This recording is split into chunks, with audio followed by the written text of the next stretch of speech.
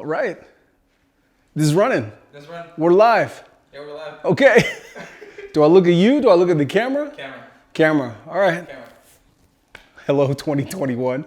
We're here in my studio in Payson. It is January 10th, 2021. You're probably wondering, what the hell am I doing here on YouTube? I don't know. Couldn't really tell you. This isn't like a pivot thing. We just decided, when I say we, I mean me and Russell. He'd contacted me maybe earlier last year in the summer and kind of pitched the idea of doing a YouTube channel. And this isn't really a YouTube channel per se, as much as we're gonna just kind of go on the seat of our pants. I don't really know what we're doing. I have an idea of what I'd like this channel to be. I mean, obviously this is going to be about shooting film. That's all I do. I don't even own a digital camera. Russell kind of suggested that maybe, hopefully by the end of this, that I'll buy a digital camera. Not happening. So today, I've got some friends coming in. My friend Hunter, who works over at the lab, he's one of the developers, with his, I don't know if the word is significant other, his friend named Alexis, and we're gonna shoot in here today. And we're gonna kind of do the behind the scenes.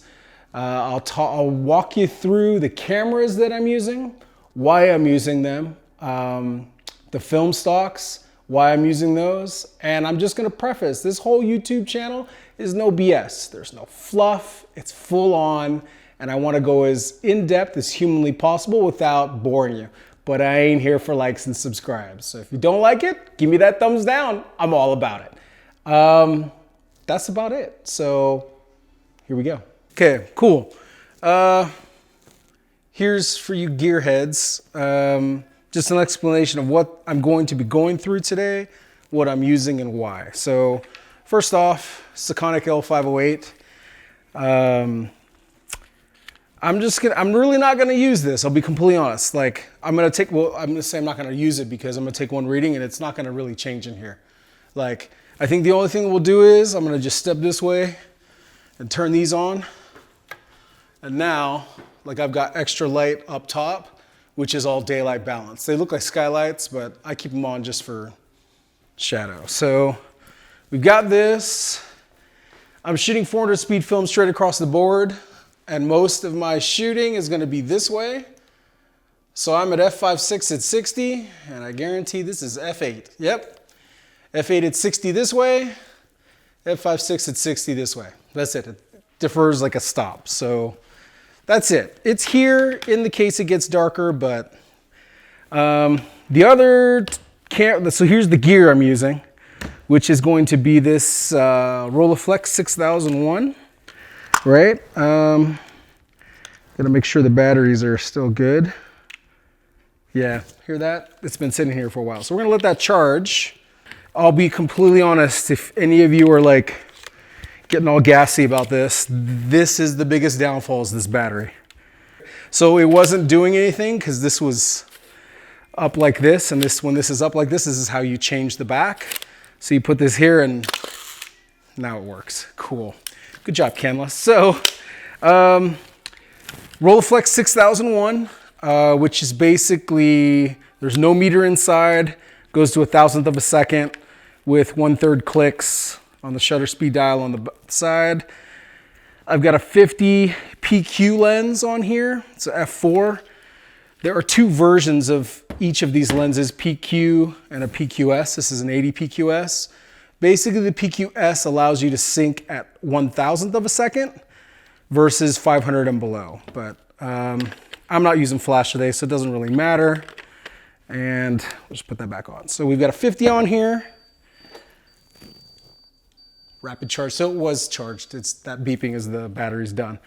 I've got a 9mm extension tube that I'm gonna put on the back of my 80mm PQS that I'm gonna have to rub off because it's a little dusty. But honestly, it doesn't really affect the image. Let's be honest, my gear is pretty shitty. But this is basically using a close-up filter. I had both. I have a close-up filter. I prefer this in terms of like image quality. The close-up filter is The image quality is crap. Even if you put really good glass in the front, I don't like it. So there's that. This is the insert that's going to go into said camera, right? So you have to take it to this, and now it's light tight, and you can open this, because if I take this down, you can see that it exposes whatever. Anyway, so let's load this, and I'll show you this. This is kind of cool. So normally, you know, like you have to load one way, like there's the receiving end of the film. It doesn't matter. It can be here or here, however it works. You just put this bad boy in like this, get it to line up, rip this. Just a trick. I mean, I don't even know if I want to call it a trick, but a suggestion. I don't rip the paper until it's in the camera, right? And I let it go under there. It's not going to kill me. I could have taken it out, but I don't. Get the line to line up there. The reason I rip it inside, because I don't want it like loose in the camera, kind of floating around. So if you can see that, you just gotta push that down, right? Push this like this, push that down. Frame 1 of 12. So I get 12 frames per this, right? So I'm gonna be only shooting black and white through here, which today is all Tri-X. Why Tri-X? Because I have it. To be completely honest, normally in here I'm always shooting XP2 pushed 1, but I'm gonna shoot this Tri-X at 400, right? I'm probably gonna push it to stop just because I like contrast, not because I want the extra light in here, but I'm just gonna rate it at 400, tell the lab to push it to stop, and it's still gonna be fine.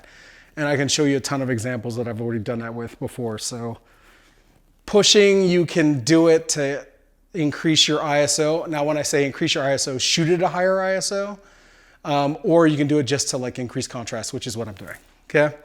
Next camera, what I'm not gonna load because it's already loaded, Pentax 6.7 II, right? With a 110 millimeter f2 to f16 working functioning f-stops.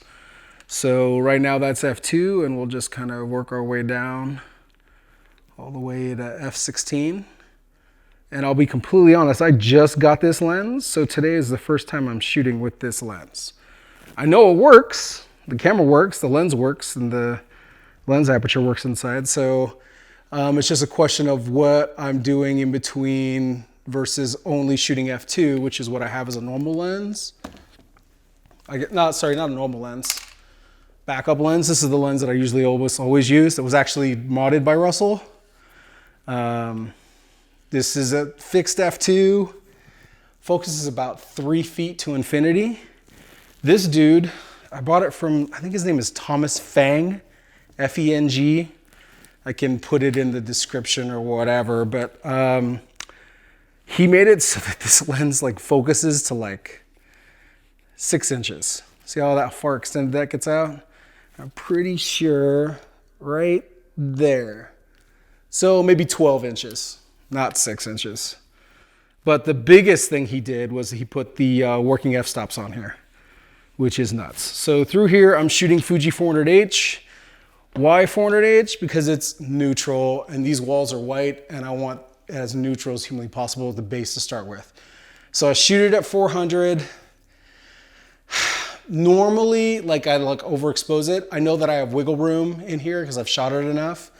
Now when I say wiggle room, instead of just like rating it at 400, like, and if I'm pointing it towards you, the camera, which is how I would read it, I would normally go like this, like kind of like a 45-degree angle, so that this shadow area is replicating the shadow under here. But it's bright enough in here, I know I can get away with it, so I'm just going like this, and I'm gonna push it to stop. Not to shoot again at 800, but basically to introduce the contrast and look that I want, like the blacks where they're at. To me, basically, this is like getting basic scans and not have to like do levels and curves on all the images. If I shoot it at 400 and not push it, my blacks aren't where they want to be. So that's what I'm doing on this. That's pretty much it. I'm not shooting a lot of color. I've got one roll loaded in here. Again, this is 10 frames, guys. The only thing that I've done to any of these cameras that you probably won't have or have done, There's a Maxwell screen in here, Bill Maxwell, the Hilux, so it's a bright screen. The only crappy thing that still kind of hurts me, so you've got, if you look at this camera, like when you look down in the waist level finder, I don't ever use a prism, ever. I just don't, I don't like it. I'm just so used to looking down. But this is like a minus, I believe, yeah, 1.5. I have been on the hunt for a minus 2.5 because my vision is crap and I haven't been able to find it. So it's still kind of tricky for me to focus with this. But you'll see today I'm still pretty quick with it and I don't really miss all that much. With this guy, gear-wise, normally there's like a split prism ground glass in here. You know, like the split, I hate it. When it's in the middle, the stuff I'm focusing on is never in the middle. But like if you look through here, I don't know how you want to do this, but like that ground glass doesn't have that thing in the middle at all, and it's gridded. So just kind of helping with lines and stuff, but that's the only thing that I've done. That's it, gear-wise, guys. Like there's nothing really special to it. I'm gonna switch between a 50 and an 80 on the black and white, which is basically like a 28 and a 50 millimeter lens if you were on a full frame 35 millimeter. And then this 110, which is like a 55, maybe like a 58 if you're really gonna be anal about it. But I'd say it's around a 55, 1.2, or even like a 0.95. It doesn't matter. All I know is that it's super bokeh at wide open at f2. So does it really matter if you really knew when it came down to it, like you're at a shoot, do you know if this is 0.95 versus this is f2 or 1.4 or whatever? Nobody cares. It doesn't matter.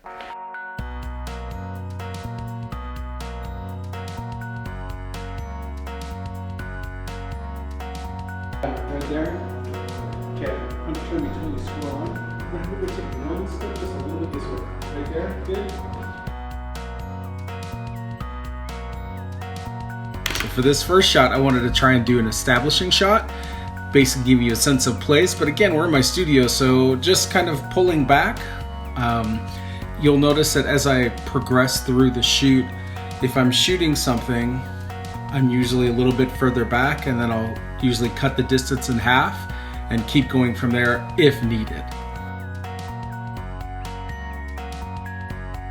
So that's the first shot, showing the seamless, and then I just literally come right in where I'm about 5 feet away. With that shot, in terms of like, actually both of those shots in terms of composition,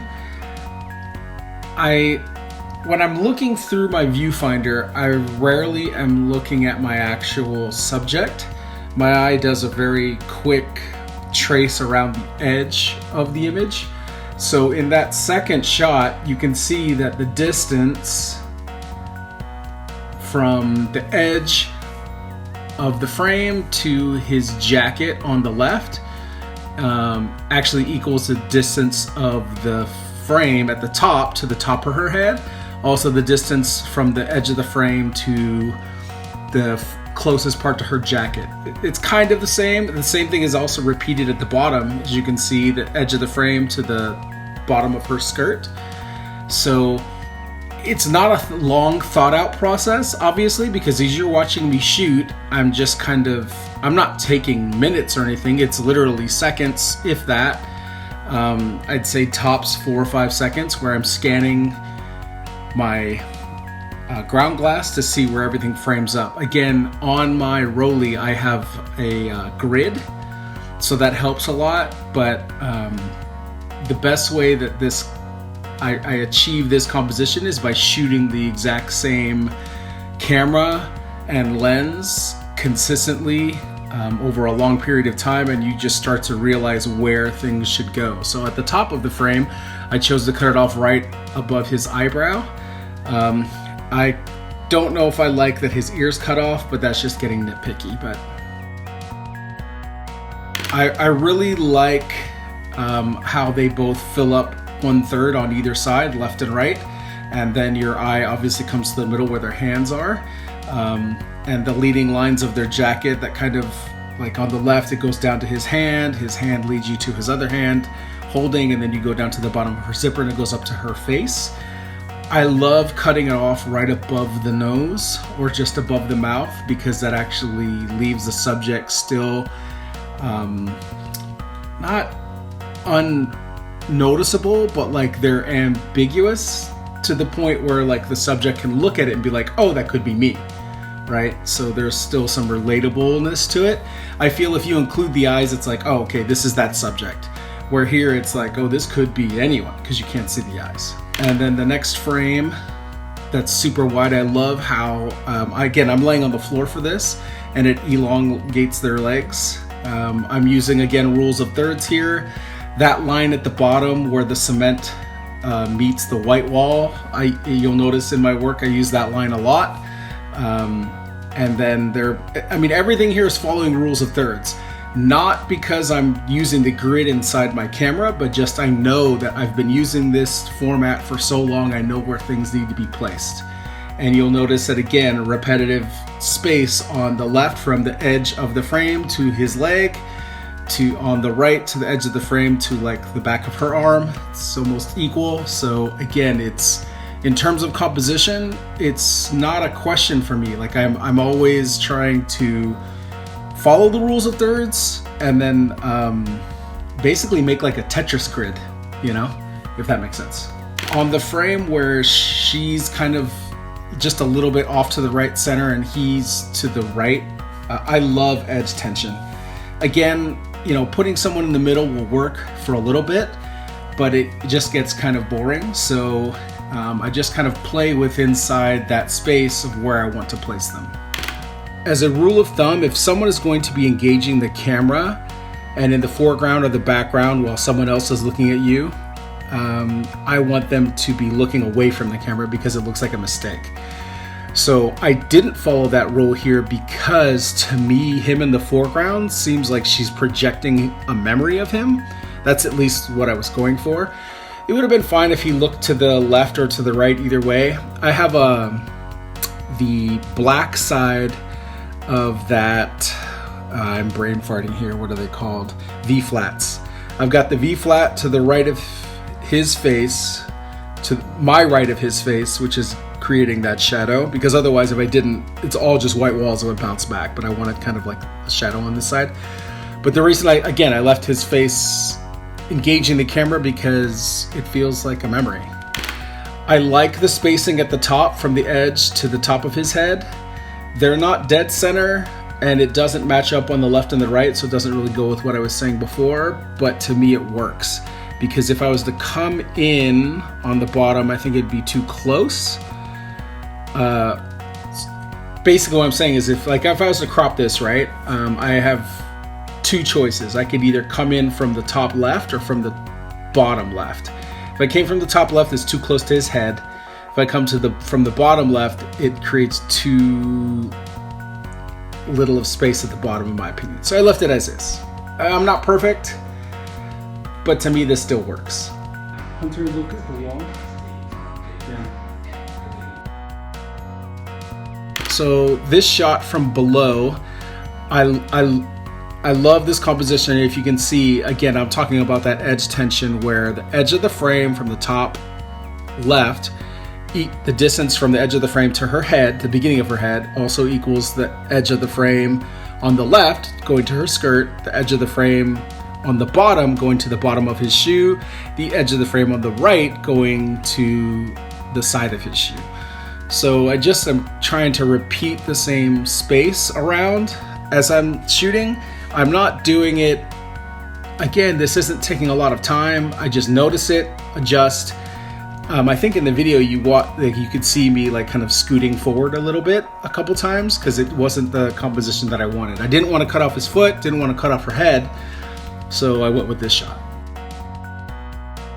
And again, you can see here with the shot of his shoe on the left, the edge of the frame space to the edge of his shoe also equates to the edge of the frame on the right, going to his elbow or the bottom coat area.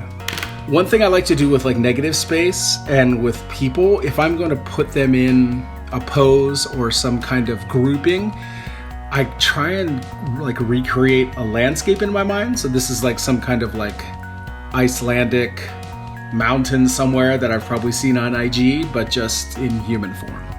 For the shot of her, I don't feel like a shot dead center like this horizontally on a rectangle format works as well as it does putting someone dead center in square. When you put them in the middle on, say, like a 6.45 or 6.7, or especially a 35 millimeter full frame, there's just too much space around it. And I was taught in school, when you put things dead center, that means they're dead. And the people we're shooting are not dead, so I try to avoid putting them in the middle, but here again, it works. Also, one thing to note, you can't really, well, I mean, maybe now that I tell you this, but I've told her to lean forward towards the camera versus standing just straight.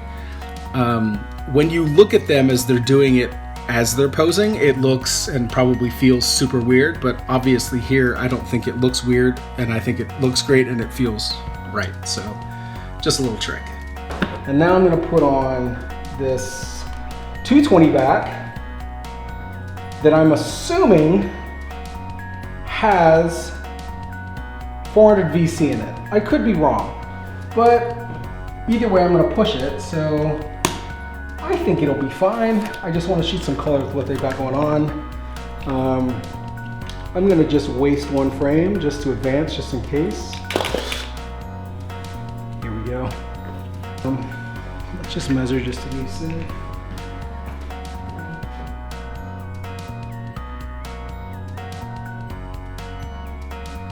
Yeah, 281/25. I might bounce back between 60th and 1/25th just for the heck of it, because it's Fuji 400H. These first two shots are on the Pentax 672 with that Cinelux 110 with the adjustable lenses. There's vignetting on the edge. As I stop down, that vignetting will disappear, but it is pretty prominent, wide open f2.8, and I shot it at f2.8. I've come up here and I've assumed that I have Kodak Portra 400 VC and 220 in my back. I did not. I had Kodak Portra 400 NC expired from 2005. The way I normally would have shot this, I would have rated it at 200, not 400. And again, bulb in and then tilted towards the camera, my camera, at 45 degrees to mimic the same light that's going to be underneath the chin of the subject, which is probably going to be around the darkest area or shadow area on my subject. And then I would have told the lab to push it a stop. But again, I think I went off of just 400, bulb in, facing the camera without overexposing. I did push it, but this film is so expired that the results came out that it was grainy, and then obviously there's color shifts. Again, I'm not going to really explain composition because I've kind of explained I'm doing the same things here. I cut it off right at the top of where his hairline makes a V. The one thing I do regret is cutting off her top at the bottom, that line that touches the edge. I hate that. I don't like lines getting cut off by an edge frame. So again, I'm not perfect, but to me it works. It's just, if I was to get nitpicky, that's the one big problem I have with this image. Hunter, slide that hand down her arm a little. Perfect. So one of the main points of this video is to show you how I get the shots that I do.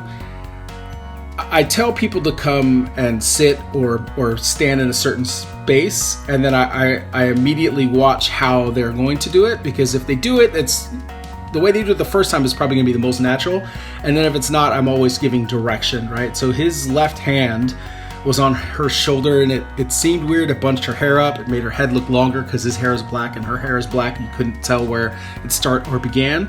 So I had him put his arm down. There is a lot of direction going on in my photos, but at the same time, I'm moving very quickly because I think the longer you direct, it makes them feel awkward. Another thing is that as I'm directing, if I see or feel something that looks great, I am going to vocally address that.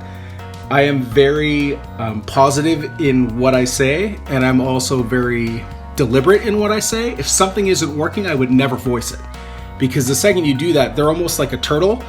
If you say, oh yeah, that's just not working, they're gonna go back into their shell, and then you have to take the time to build up their confidence or build up your own confidence to get them to come back out. So I'm very over complimentary when I'm shooting, but at the same time, not to the point where I'm lying.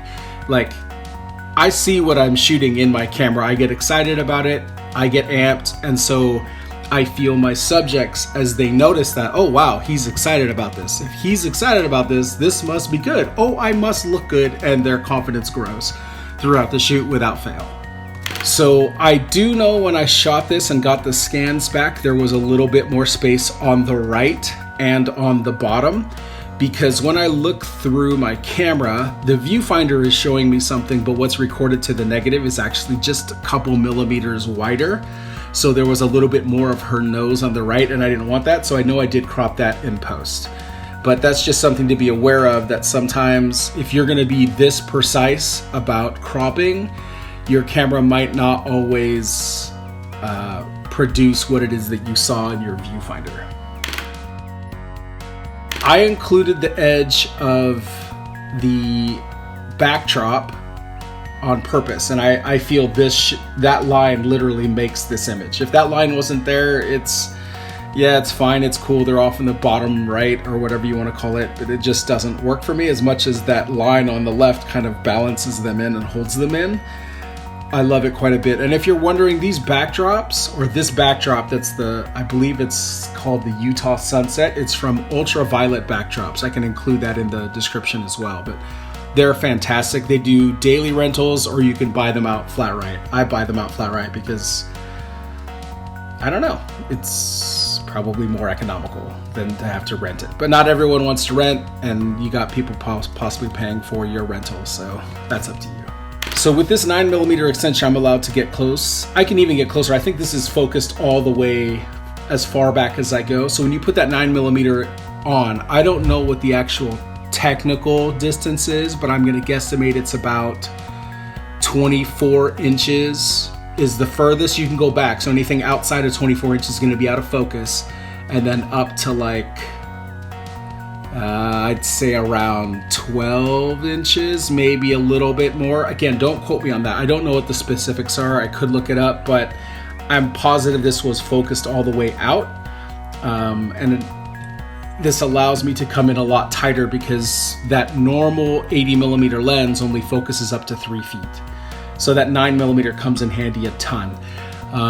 One little tip I would give you, if you are going to use close-up filters or extension tubes, you're going to be getting closer to your subject. And the closer you get, depending on how the light is, you're going to be casting a shadow. So I open up a little bit. I didn't do it here, but usually rule of thumb, as I get closer, I am going to open up about a half stop to a full stop. The 9mm extension tube, they say you need to open up a third of a stop, but I am never going to really see the difference of a third of a stop on black and white or color negative film.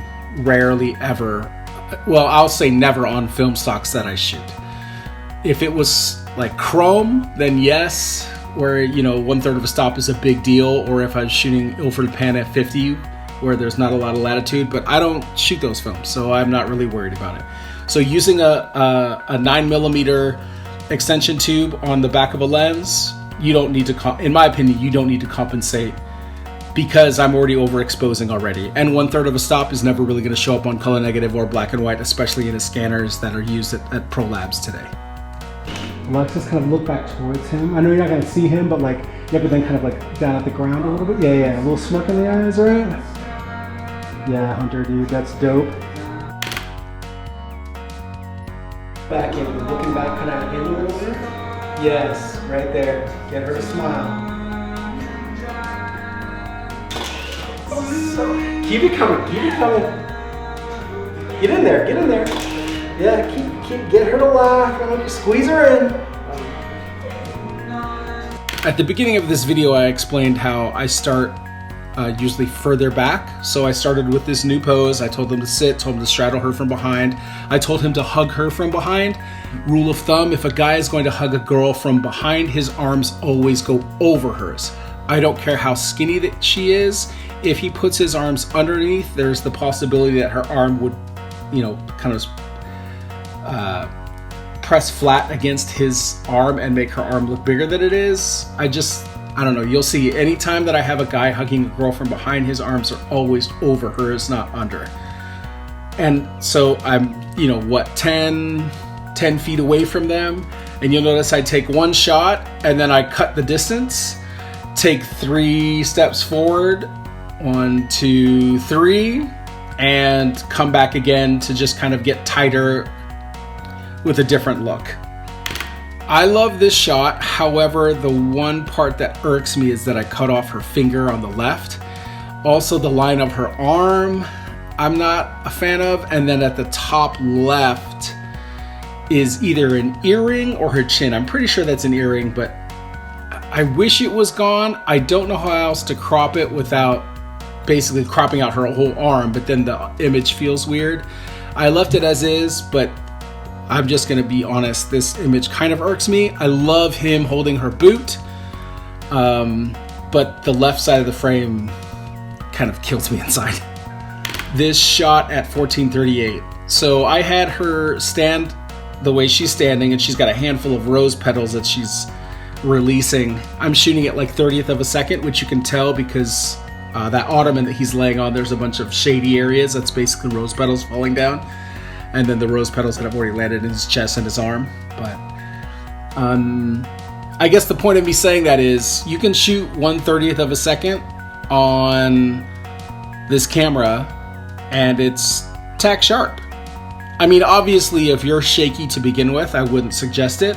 But if you're pretty steady and have tree trunk legs as myself, or have dubs that you can rest your camera on, man boobs, whatever you want to call them, it works out pretty well. To be completely honest, I think I've handheld 1 to 2 clicks beneath 1/30th. So 1/3 of a stop faster than 1/15th, and it's worked out. Especially on wider lenses where subjects aren't moving as much. I love this frame. Again, if you look at the edge tension on the left between the edge of the frame and her knee, the edge tension on the right between the edge of the frame and his fingers, it just works out. And I love that I cropped it just above her lips. I wish it would have come up just a little bit more, but for me, it's still enough that that red, or I guess black, pops on her lips. So I really like that. That's a wrap. Behind the scenes shoots. Don't subscribe, and I'll see you when I see you, because we got more stuff coming.